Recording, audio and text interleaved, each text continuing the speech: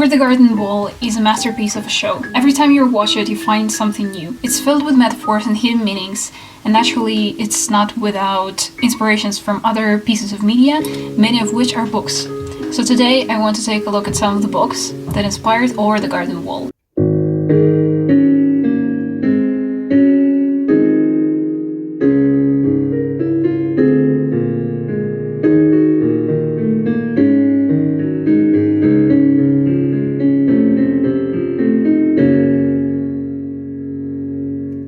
Chapter 8 of Over the Garden Wall is titled Babes in the Woods, which is also the title of an English folk story dated back to 16th century. The plot of this tale is quite ominous. It is about two kids, a boy and a girl, whose parents are on their deathbeds and they're leaving everything they have to their kids and making their uncle their new caretaker. However, the uncle was an evil guy, so he gave the kids away to some strangers for them to leave them in the woods because he wanted to inherit all of the stuff that their parents gave to the kids.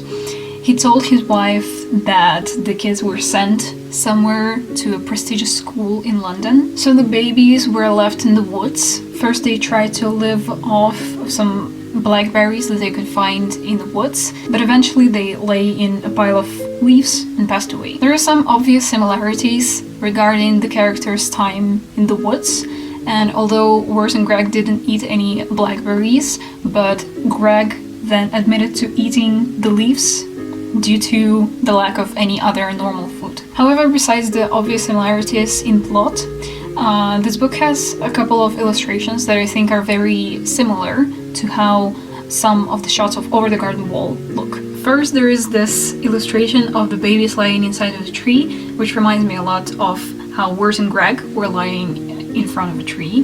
Here's the forest itself, which vaguely reminds me of the unknown, but I think it's mainly because of the color scheme. In here are the illustrations of the babies lying among the leaves, which remind me of Wurs and Greg sleeping among the leaves. I gotta add, there was a quote. At the end of the book, there was a quote about the man who illustrated this book, and it said, "The humor of Randolph Caldicott's drawings is simply irresistible. No healthy-minded man, woman, or child could look at them without laughing." So let me know if you've laughed your heads off while looking at these illustrations.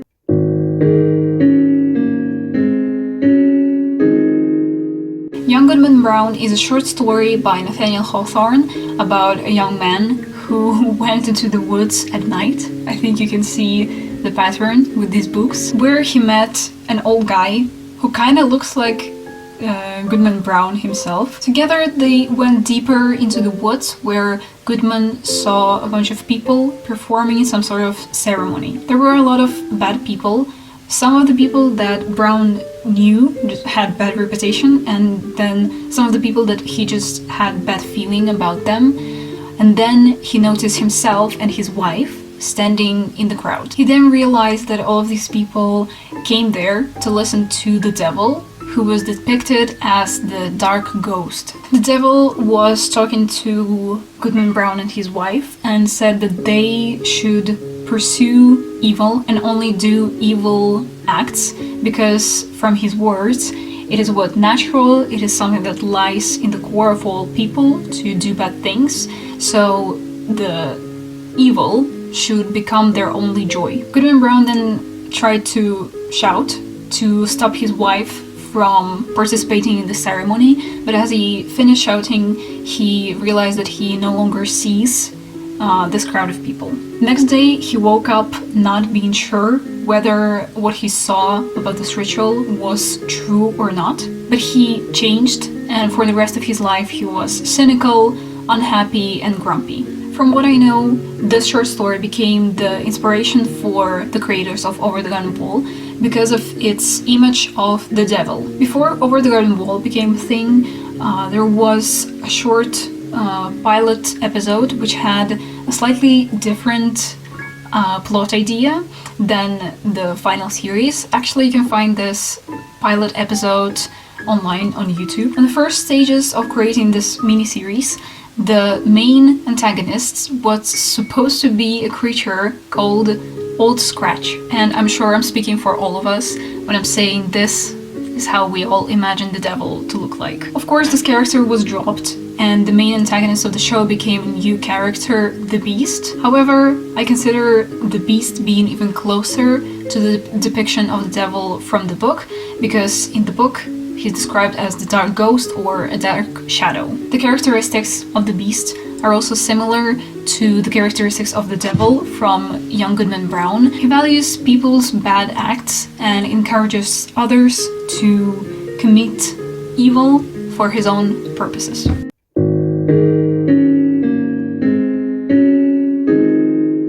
Among the questionable characters in The Unknown, Wirt and Greg meet Adelaide, who they thought will help them go back home, but instead she tries to trick them into being her servants. More specifically, she wants to put wool in their heads to make them do everything she wants. This old evil lady reminds the watchers of a folk character called Baba Yaga. This is a character who doesn't specifically appear in only one tale, but appears in many Slavic folk tales. Some of these tales are Geese Swans, Vasilisa the Beautiful, the Frog Princess, and many others. The main attributes of Baba Yaga are usually long gray hair, big nose, crooked posture, and overall an unpleasant appearance. A similar character, the Old Hag, appears in the folk tales of other countries, like for example Hansel and Gretel. What's interesting about Baba Yaga is that they usually live in a wooden house on the chicken legs, and they fly using a broom and a stupa, which is a kitchen utensil used for crushing herbs and different ingredients. What I think is different between Baba Yaga and Adelaide is that Baba Yaga is not always a completely negative character. They're portrayed as more mischievous, but sometimes they can be even a little helpful. One example of that is a tale called A Flying Ship. The story is about a princess who's deemed to marry for money because her father wants so, but she falls in love with a regular guy whose name is Vanya, and he's not rich, but he's honest and he's a good worker. She offers the princess to build a flying ship, so the princess tells his father that she will only marry a guy who can build a flying ship. The greedy guy who wanted to marry the princess because of the money says he will buy such ship, but Vanya says he will build one. After he builds the ship, he thinks about the ways to make it fly, and he goes into the woods where he meets a full apartment complex full of Baba Yagas. By the way, they lived in this chicken-legged type of house and used brooms and stupas as their vehicles of choice. They sang a little song about how they met the devil and they told him to go to hell, and then they decided to fly away and they said the words "Goodbye Earth, farewell." So these words then helped Vanya and the princess to run away, or rather fly away, on this flying ship. Another tale where Baba Yaga is not only not evil, but even a little helpful, is a tale called The Frog Princess, and it's a long story. But what I want to say is that when the main character needs to defeat the main antagonist of this tale, he meets Baba Yaga and he asks her how to do it, and she tells him all the secrets and ways of how to defeat this villain. Of course, that is not to say that Baba Yaga is a completely positive character. As I said, they appear in a lot of different folk stories, and in some of them they kidnap people and children, maybe even eat them. This character is often used in tales to create an obstacle for the main characters, after defeating which they become stronger and more determined. And I think that's what happened with Over the Garden Wall. Seeing Adelaide and realizing she's not going to help them to go home, and after being able to run away from her, this became the reason for Wirt's apathy, but it also became a reason for a change in Greg, because after that he decides to sacrifice himself to save his brother.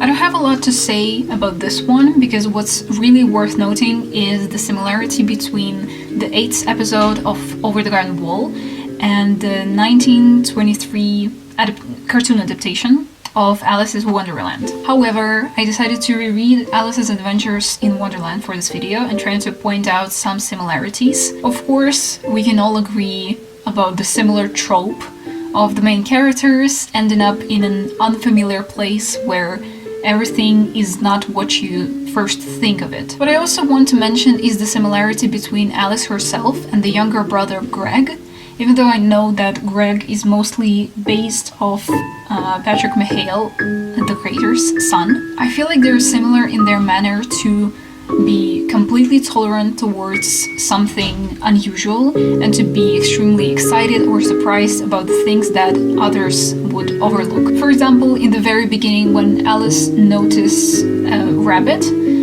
who's talking to himself, she doesn't think much of it, but then when she sees that he has a pocket watch, that is when she gets surprised. And similarly, in the beginning of the 2nd episode of Over the Garden Wall, when Greg is talking to Beatrice, he doesn't really think much of the fact that Beatrice eats dirt, but he gets very surprised about the fact that Beatrice doesn't like waffles. Something that I would also want to mention is the ending of both works. Alice comes back to the real world after she realizes the absurdity of everything that's going on around her. After getting threats from the king and the queen, she said, "Who cares for you?" said Alice. She had grown to her full size, but this time, "You're nothing but a pack of cards." And woke up after this moment, realizing everything that happened was a dream. This reminded me of a moment in the 10th episode of Over the Garden Wall, when Wirt was ready to be drawn into the beast's evil plans, but he realized the stupidity of it all and realized that there is a different way. In both cases, it was logic that helped the characters escape from their scary situations.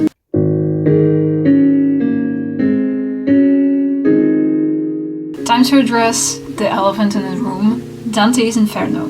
This work probably had the biggest influence on Over the Garden Wall than any others. There are a lot of similarities, a lot of analogies that you could find between these two pieces of media, and here are the ones that I found myself. First of all, both works could be described with the same words, the main characters entering some unknown place that they've never been to before, and as they go deeper, they unravel more and more secrets that this place holds. Although Dante didn't enter an unknown place, he went to the hell and went through the 9 circles of it. Each circle of hell represents different sins, and that could be compared to the fact that 9 episodes of Over the Garden Wall also represent 9 different sins. The first circle of hell is Limbo, a place for the unbaptized people, and it could be compared to the 2nd episode of Over the Garden Wall called Hard Times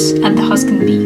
Limbo is a place where the souls are being sad about the fact that they can't go into heaven, and it would probably make the most sense to compare it to the 2nd episode, because similarly to Dante, Wirt is talking to the citizens of Pottsfield, and they're telling him that it's very unusual for someone to just visit this place and just pass it without joining them. But Wirt and Greg escape this town nonetheless. Similarly to Dante being an unusual visitor at hell, where people are usually left to stay forever rather than just to visit. The 2nd circle represents lust, and lust is what we see in the episode called Schooltown Follies, where the lady who's teaching at the local school is borderline mad because her lover left her, and now that's the only thing that she can think and speak about. The 3rd circle of hell shows gluttony, and in the episode called Songs of the Dark Lantern, we see the main characters arriving into the tavern, a place where quite some gluttony could be found, especially considering the fact that the people at this tavern, for what we know, don't do anything besides just hanging out at this tavern, eating and singing their songs. The fourth circle is greed, obviously portrayed by a character in the episode called Mad Love, Quincy Endicott, who is a rich man. He has a tea company, even though he hates tea, but he does it for money. And in his own words, money is the only thing that he cares about and is the only thing that keeps him away from his worries. And he also says that his palace is so enormous that he sometimes gets lost in it. The fifth circle is anger, and in the episode called Lullaby in Frogland, we see our characters taking a ferry, which is supposedly intended for frogs only, so naturally, when the frog police sees this human passengers on their ferry, they get angry at them and they try to arrest them, which results in words giving us one of my favorite quotes from the show. I'm too young to go to frog jail. The sixth circle represents heresy. Now, the heretics are the people that deviate from what someone thinks to be the right beliefs. So honestly, this term has a very broad explanation, but I think in the episode called The Ringing of the Bell, we see the character Auntie Whispers, who appears to be quite heretic indeed, until at the end of the episode we learn that she's not actually a negative character, but quite a positive one. The seventh circle is violence, and this circle links to the previously mentioned episode Babes in the Woods. What's very interesting about the seventh circle is the fact that it's surrounded by some peculiar trees, and when Dante accidentally breaks one of the branches on such trees, he sees blood coming out of this tree, and it is then when he learns that these trees are made from the souls of the people who committed suicide. Why I say this is interesting is of course because of the trees that we see in Over the Garden Wall, the Edelwood trees, that we know are made from the souls of people,